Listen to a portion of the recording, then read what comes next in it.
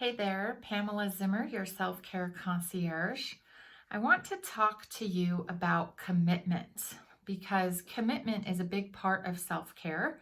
Commitment is deciding that something is important to us and choosing every day, every decision, every moment to make the choice, to make the decision to support what it is that we say we want.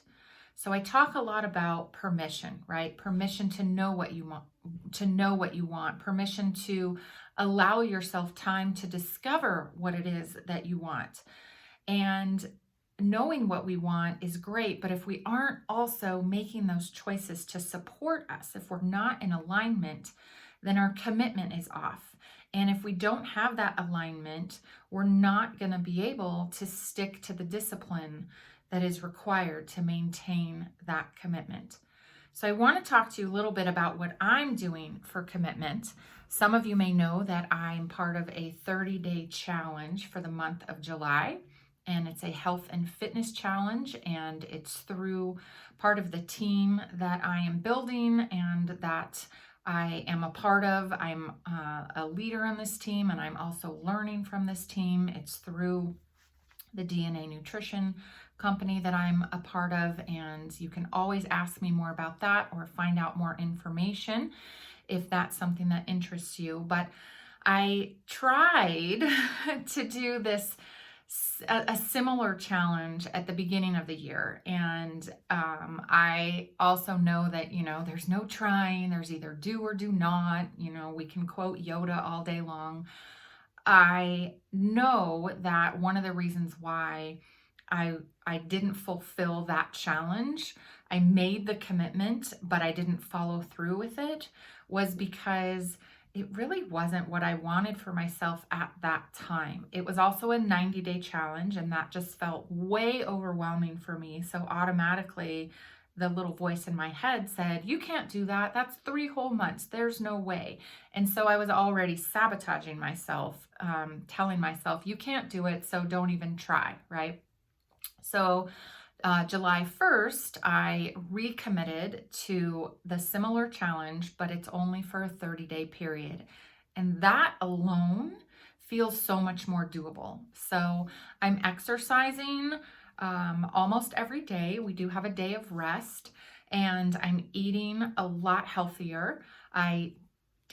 Don't tell my coach this. I did have a little bit of champagne one day with my friend next door because we just caught up, and that was that. But you know what? Since then, I've cut out all the alcohol, which for me, who loves her wine, has been actually not as hard as I thought it was going to be, because I made the choice, I made the commitment to myself.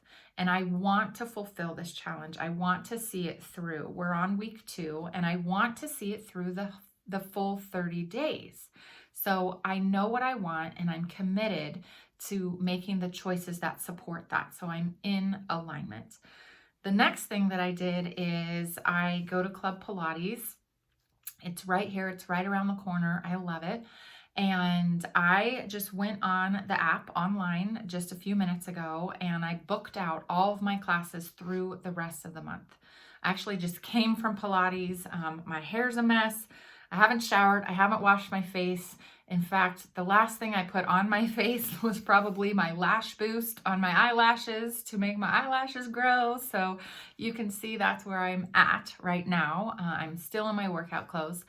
But I wanted to just firm up that commitment to myself. I booked out the rest of July 5 days a week. Now, I'm usually someone that feels good going 3 days a week. If I can get in 4, wow, that's great. I will take 1 day off on the weekend, and the other day on the weekend, we will do something as a family. So last weekend, it was 4th of July. We went for a family bike ride. So I'm moving, I'm exercising. But the thing that I want to share with you that I'm actually most proud of for myself, and I'm sharing this in hopes that it might inspire one of you, someone out there who's watching this, that I'm not a morning person. Never have been, probably never will be. But I booked 4 out of those 5 days a week. I booked a 7:30 class. And I know there's probably people out there going like, well, I go to a 5 a.m. class all the time. It's no big deal.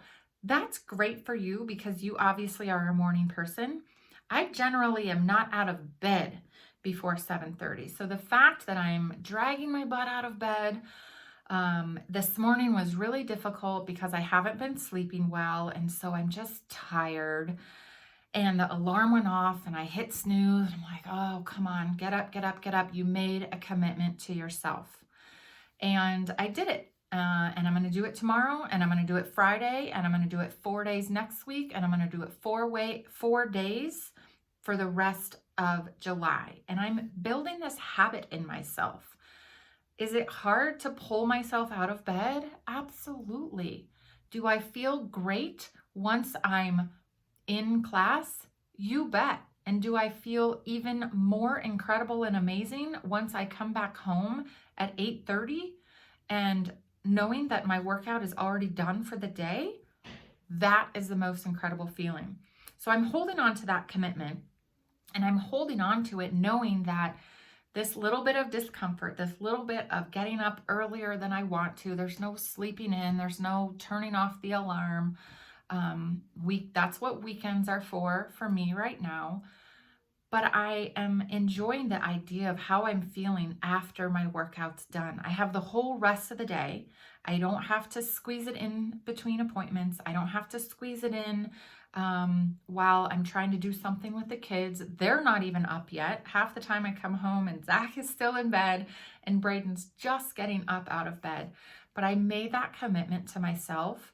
And that is the deepest form of self-care that I can do for me because it's supporting what I said I want, which is to fulfill this 30-day challenge and just become more fit and more healthy.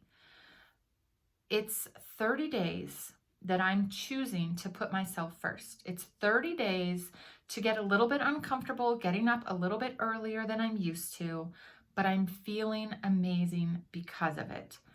So that's just what I wanted to say about commitment. Make sure that whatever it is that you're committing to, it's actually in alignment with what you want.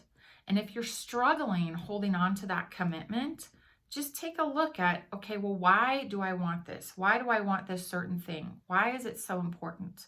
And just keep asking yourself, why? Why does this matter? Okay, it matters because of X. Okay, well, why does X matter? Well, it matters because of Y. Well, why does Y matter? It matters because of Z. And just keep digging down and digging down and digging down until you get to the root of why it is, why what you want is so important. And I promise you, once you find that, your commitment is just going to like snap right to it, and you're going to be in alignment. And that discipline to hold your commitment to yourself is going to feel good. It's not going to feel like work. It's not going to feel like when we say that word discipline and we get that like icky, scary, fearful, oh, it's going to hurt feeling.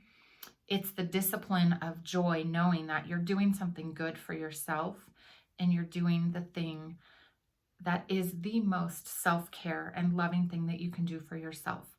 And we all know that self-care isn't selfish, and we all know that we are worth taking care of. So this is your little reminder. I'm giving you permission to just ask yourself on a deep, deep level, why is it that what you want is what you want?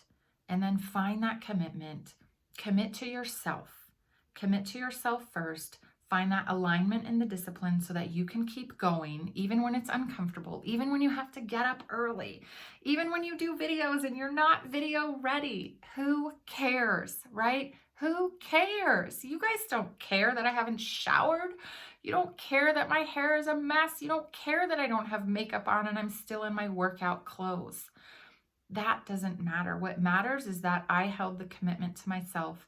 And what matters is that you can hold the commitment to yourself too. So remember, self-care isn't selfish. You are worth it. Figure out why. Snap that alignment into place. And I promise your commitment is not going to feel like the icky, uncomfortable discipline. Your commitment is going to feel so good because you're knowing that you're doing the best thing that you can do for yourself. And when you pour into yourself first, you can pour into others so much further. My mission is to help you take care of you on every level, physical, mental, emotional, and spiritual, so that you can do what you were put on the planet to do. I'm Pamela Zimmer, your self-care concierge. And again, remember, self-care isn't selfish, it's essential.